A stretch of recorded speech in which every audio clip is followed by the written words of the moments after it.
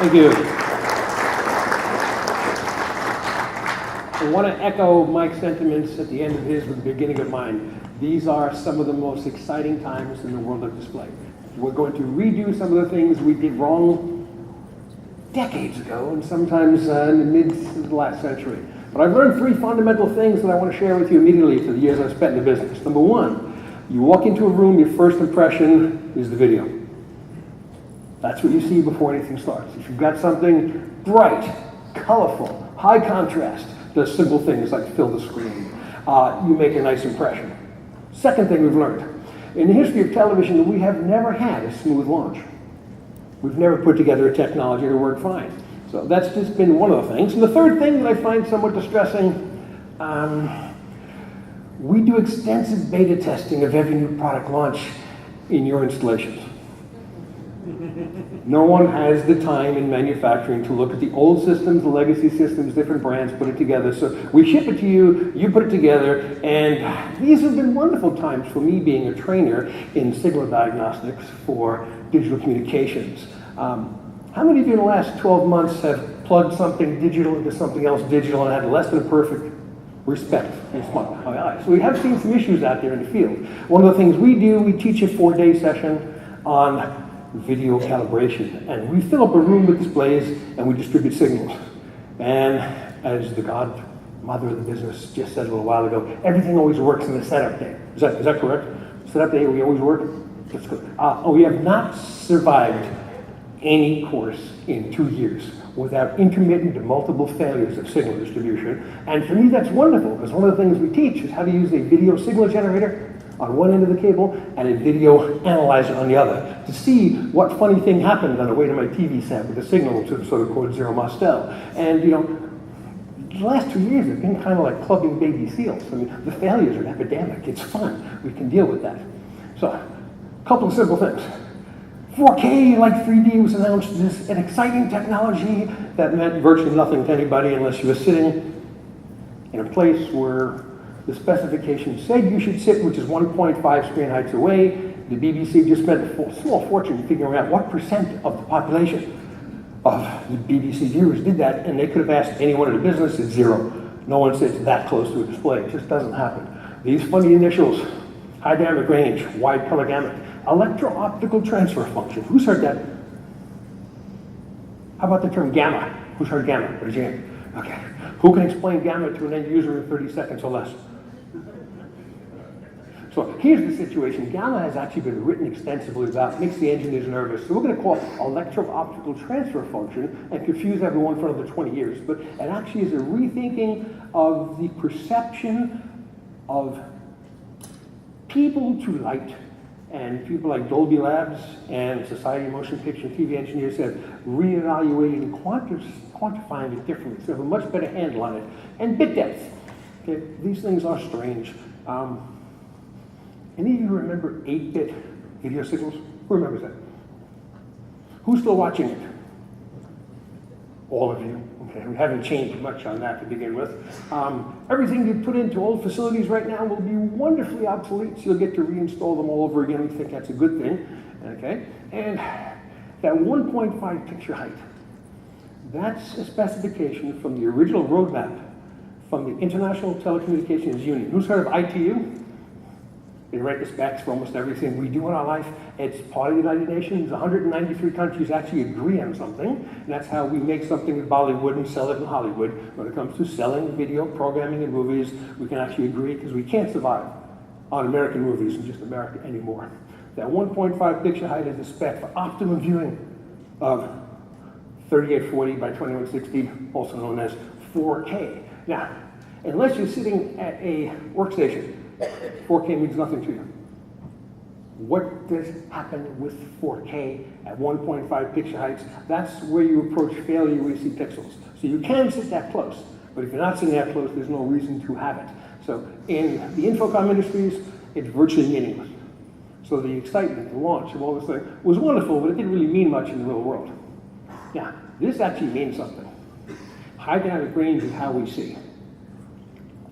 We did a nice project with the camera crew way back in the days of plasma, nice displays. And remember a product called the Pioneer Elite? called the Kuro. Kuro is Japanese for black. So we had a Kuro, very high quality, high dynamic range panel next to an older Pioneer, and we showed the camera guys, same picture, 2 panels. We asked them which one's brighter. They picked the high contrast one, which was 40% darker. So what we see as brightness is contrast. So we get to high dynamic range. This is where your image pops off the screen. It is the single most exciting thing we've seen in a while. We've been trying to do this for a long, long time. Now, when you get the blacks a lot better on display, you think it's brighter. Now, how do we define blacks? Absence of light, correct? Now, if you look at these screens right in front of you, the space between the top of the slide and the black surround of the slide is video black. That's the blackest image you're going to see. So in this particular room, you do not have high contrast. It's not going to happen here with the setup we have in the room environment we've got. There's a document I want you all to be infinitely familiar with. It's called PISCAR, Projected Image System Contrast Ratio. Who has the document in hand? Raise your hand, please. Okay, so InfoComm has done a spectacular job. I'm a big fan of PISCAR. I joined the committee because I love the concept. The implementation in the field has been a little bit less than universal. Okay, but what they will tell you in this particular room, based upon the content that you're going to be displaying, be it full motion video or just active slides with pie charts, they'll tell you a contrast ratio. And if you're dealing with architects, designers, and you want to talk about standards, one of the ways I communicate with an architect and a designer is to simply say we've got a standard from an international organization that tells me what my client needs to have. I need to do something with the lighting in this room. I need to do something with the projector, with the screen, to make it meet the standards so your client is happy. So based upon standards, I can actually have an intelligent decision with architects. It absolutely defines what you need for every installation in the real world. The new wrinkle on this car is going to be the addition of direct view display devices, because there are some rooms you can't use projectors, some rooms just dictate you're going to use flat panels or LED walls. That's going to be normal. Now, the concept of f-stop comes from the fundamentals of photography. If you remember the old James Bond movies, they started with a circle getting smaller. That's the iris inside a camera. And an f-stop is generally a double or a half the amount of light, so it's significant. We've had SDR, standard dynamic range. At the best we've ever done has been 10 f-stops to begin with. And we had decent pictures in SDR. Going into HDR, you're talking up to 16. There was a revolutionary new camera launched from the Arri company, the 65, and that one would do 16 f-stops. It starts with the camera. So what do you actually see? Getting 1,000-to-1 contrast ratio has been our goal for 20 years, and we're now doing it with some of these high-power displays. Some of the OLEDs and LEDs, and Pete mentioned the launch of LEDs into Ever Industries. What I'd like to add to his information there is some of the LEDs are self-emissive. We are actually looking at the surface, and the LEDs are turning on and off. Many of the existing ones with LCD screens in front of the LCD are transmissive. It's a lights out. The LCD opens and closes. The problems are in the speed of opening and closing, and the fact that they close, they're not off, they leak. So the OLEDs, if you just glance at them, because they're self-emissive, will have blacker blacks. You'll eventually see quantum dots, quantum nanotubes, and self-emissive quantum dot devices. Viewing angle will get better, contrast will get better, but getting beyond 1,024, jumping into HDR, you're looking at 65,000. It's not an incremental improvement, it's a significant improvement. And the human eye is pretty sensitive to contrast. That 65-to-1 wakes up an industry. Now, people have been telling me for a long time, we're approaching the limits of the human eye bunk. What you can see going outside of a dark hotel room to a ski slope with bright light and snow, depending upon which biologist you're looking at, somewhere between 38 and 50 f-stops, way beyond anything technology can do. So nowhere near approaching what we see from time to time. So this PISCAR thing specifies what you're going to be installing based upon real-world situations that the customer is going to do. So the first thing we start with is information viewing. And this was actually staggering. Jumping into 7-1 contrast ratio, mathematics classroom, black text, white paper. We can actually see 3.5-to-1. 7.5-to-1 is passing the standard. Jumping in here, basic decision making of 15-to-1, decent. Critical decision making 50-to-1. So you tell me what's happening in a classroom. Tell me what's happening in a boardroom. Tell me what's happening in an electronic signage environment. You can go here and look and see what category the clients demand, specify, and write your specification based upon this. It's a recipe book for client satisfaction. Your work's done for you. Full motion video now. They're very careful to state this is not theatrical. Theatrical is actually about 100 to 1, but in corporate environments and corporate communications, 80 to 1 is sufficient. And I'll tell you, in this particular room, you can't manage 80 to 1 with this amount of light. No matter what screen, no matter what projector you put in, you're not going to fulfill 80 to 1 in this room. So the ambient light in your room has everything to do with it. Now, this becomes somewhat simple.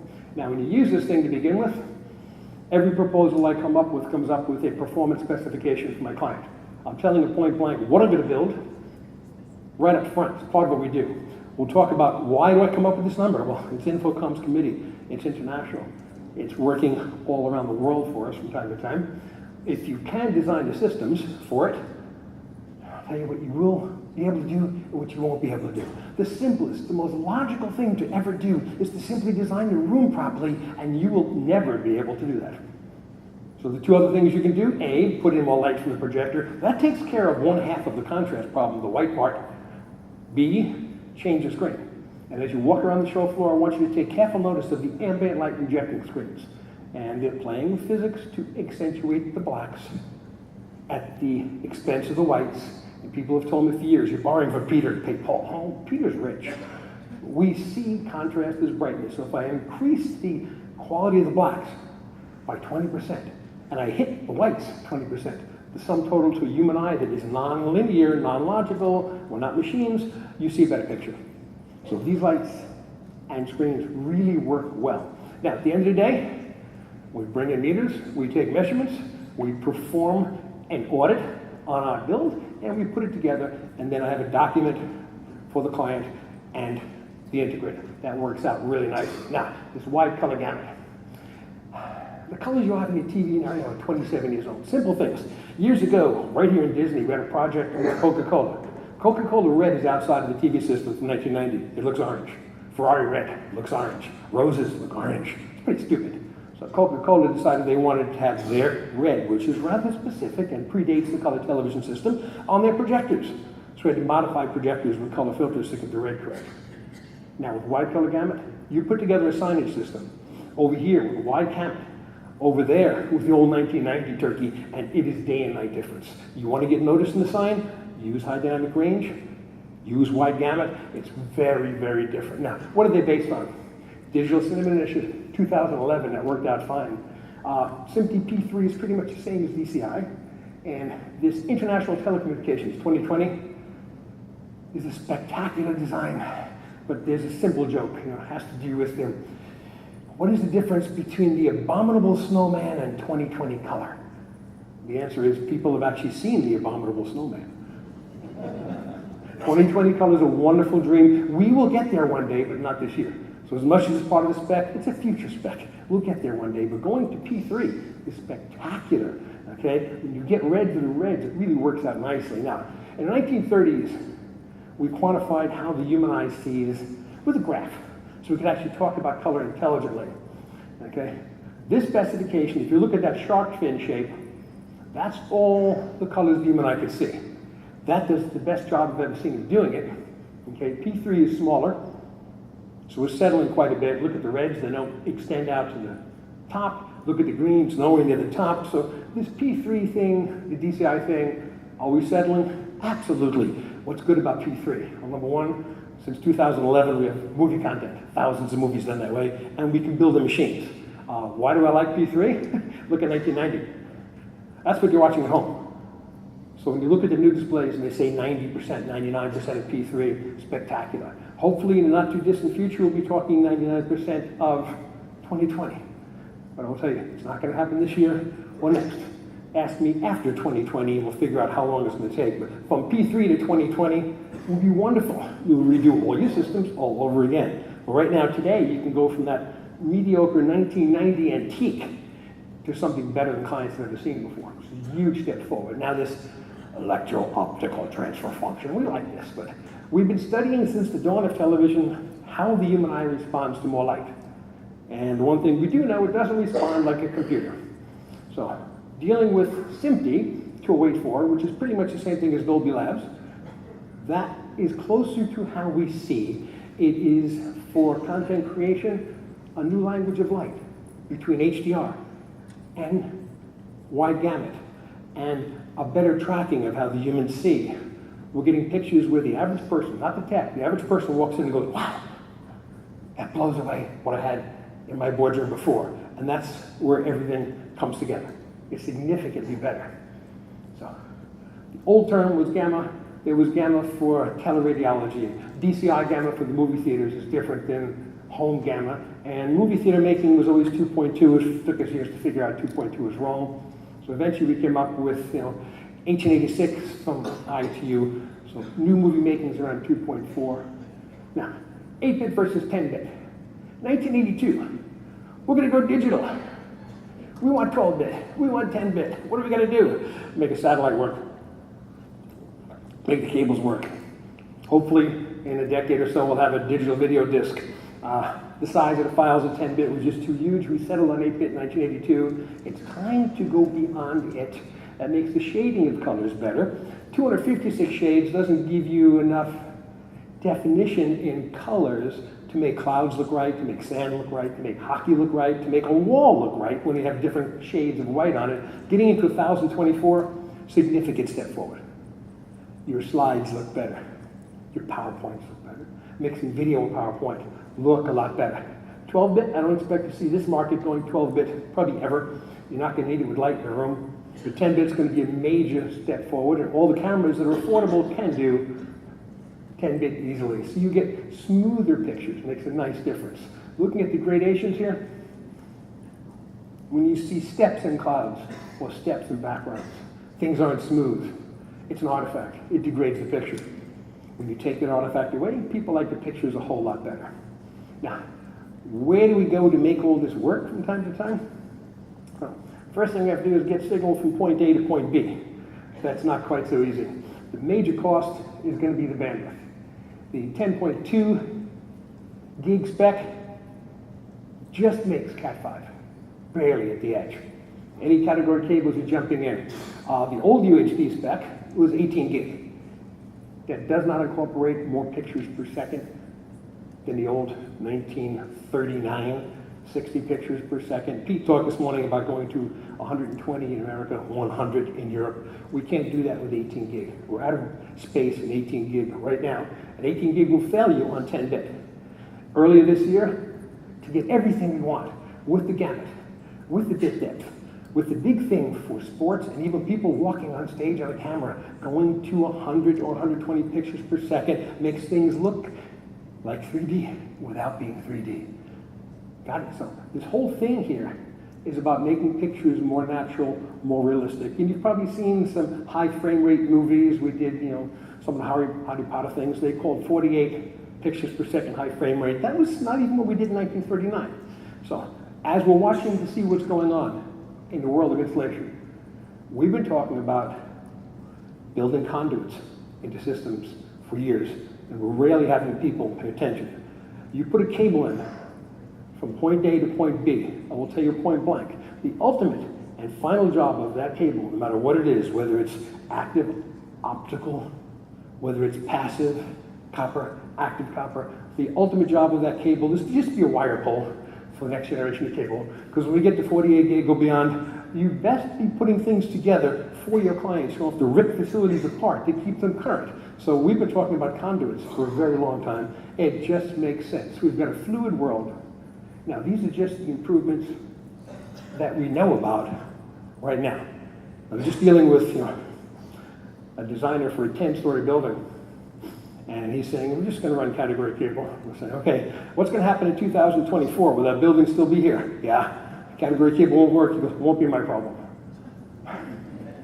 I don't like that sentiment. I want to keep that client past 2024. Okay, so my job is to keep the client current, keep the client paying me, because it's just too hard to find new clients. Keep the ones you have happy, make sure you're putting conduit in, and things will work. Now, here's a live view from my facility right now. We're looking at 17.81 gig coming out of my PC, and I can't get everything I want. That's nice and simple. Now, HDR, who's behind this HDR thing? Look at these people. You got Dolby jumping in, the BBC, NHK, Technicolor, Philips. These are the geniuses of our time. Samsung's got their own thing from time to time. It's real. There are billions being invested. And at the end of the day, if your client goes, that's better, those billions were wonderful, wonderful investments. So these are going to be great times. Are we within somewhat resembling a time limit? Outstanding. You get your footballs ready? Football's ready. Okay, questions? Oh, way in the back.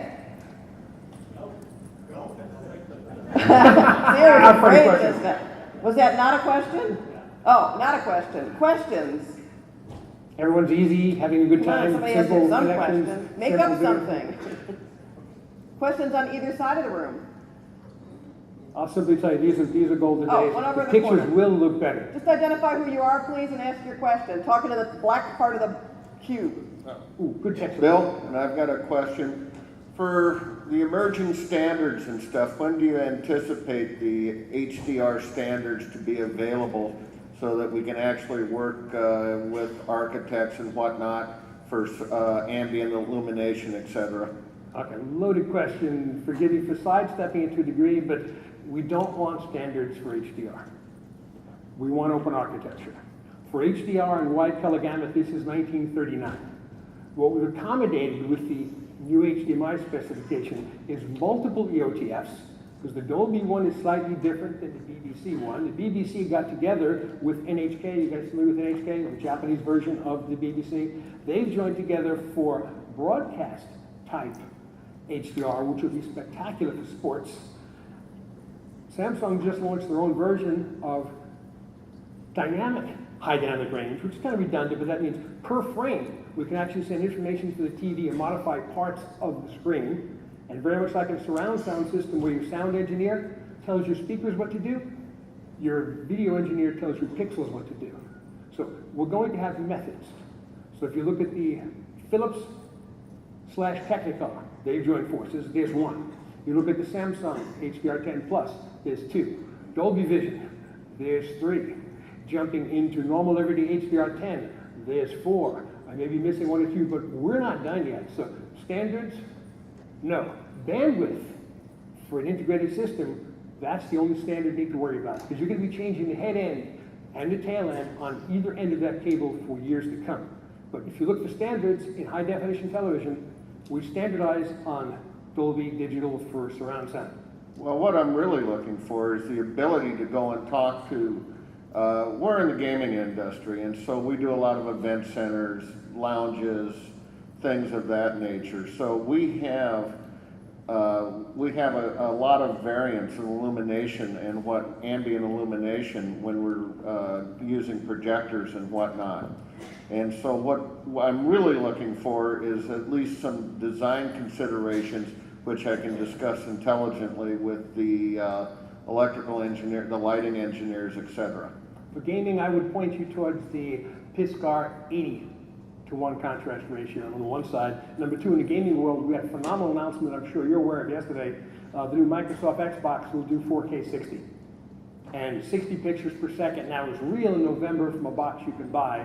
They've already transmitted it in Europe, so I would say you've got to build your infrastructure in for 60 pictures per second, which for gaming is phenomenally better. 100 for gaming and 120 is spectacular, it's smoother motion. And getting your contrast ratio up to 80:1 breaks you into high dynamic range capability, and getting your boxes that distribute signals to be able to pass along HDR information should be something you test for in every facility. So you need some type of test kit that sends an HDR signal out at 4K 60, and the other half of the test kit is a receiver on the other end to make sure that a funny thing doesn't happen to the signal from your gaming console to your display.